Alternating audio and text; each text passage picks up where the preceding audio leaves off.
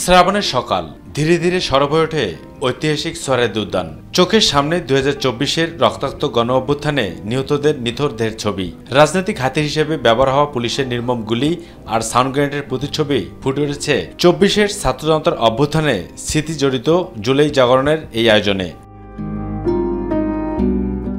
কিভাবে তীব্র থেকে আরও তীব্রতর হয়েছিল কোটা আন্দোলন থেকে শুরু করে সরকার পতনের আন্দোলন, আর এই আন্দোলন দমাতে কতটা নৃশংস হয়ে উঠেছিল স্বৈরাচার, তাও তুলে ধরা হয়েছে এখানে। যে কোনো মানুষের চোখে পানি আসবে এসব ছবি দেখে, তাই তো ফ্যাসিবাদ মুক্ত বাংলাদেশ গড়তে যাদের অবদান তাদের দেখতেই সোহরাওয়ার্দী উদ্যানে ছুটে আসেন সাধারণ মানুষ। তো এই যে শহীদদের বিনিময়ে আমরা একটা নতুন বাংলাদেশ পাইছি, এই বাংলাদেশটা যাতে সুষ্ঠু একটা বাংলাদেশ থাকে, এটা যাতে ডে বাই ডে উন্নতির দিকে যায়, যাতে ডিমোশনের দিকে না যায়। এখানে এসে যেটা দেখতে পারলাম যে আমরা 24শে জুলাই দিনগুলো যেভাবে পার করেছি সবগুলা এখানে সুন্দরভাবে তারা ফুটিয়ে তুলেছে। জুলাইয়ের যে ইতিহাস সেটা বলছিলাম, ওরা দেখেছে, আবার স্মরণ করে দিচ্ছিলাম। আবু সাইদকে দেখাচ্ছিলাম যে এরকম বীর আমাদের সন্তানরা এরকমই হয়।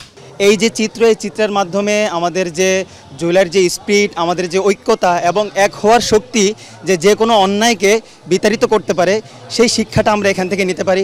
তবে আয়নাঘরের প্রতীকী পরিদর্শন করে তুলে ধরা হয়েছে দীর্ঘ 16 বছরের অত্যাচার নির্যাতনের লোমহর্ষক চিত্র।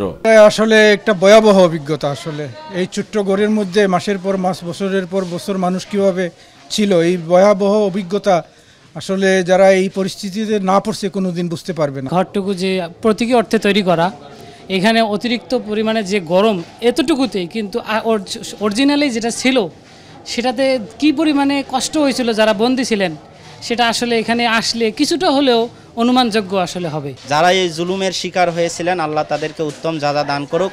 আর যারা জুলুম করেছে, অন্যায় করেছে, এ দেশ থেকে পালিয়ে গিয়েছে, তাদেরকে ধরে নিয়ে এসে এদেশের আইনে যে বিচার, সেই বিচার তাদেরকে অবশ্যই করতে হবে, আমরা এই দাবি জানাচ্ছি। সোহরাওয়ার্দী উদ্যানের এই আয়োজনে ফুটে উঠেছে পুলিশের রাজনৈতিক হাতিয়ার হিসেবে ব্যবহার হওয়ার প্রতিচ্ছবি, যা আজও কাঁদায় বাঙালি জাতিসত্তাকে।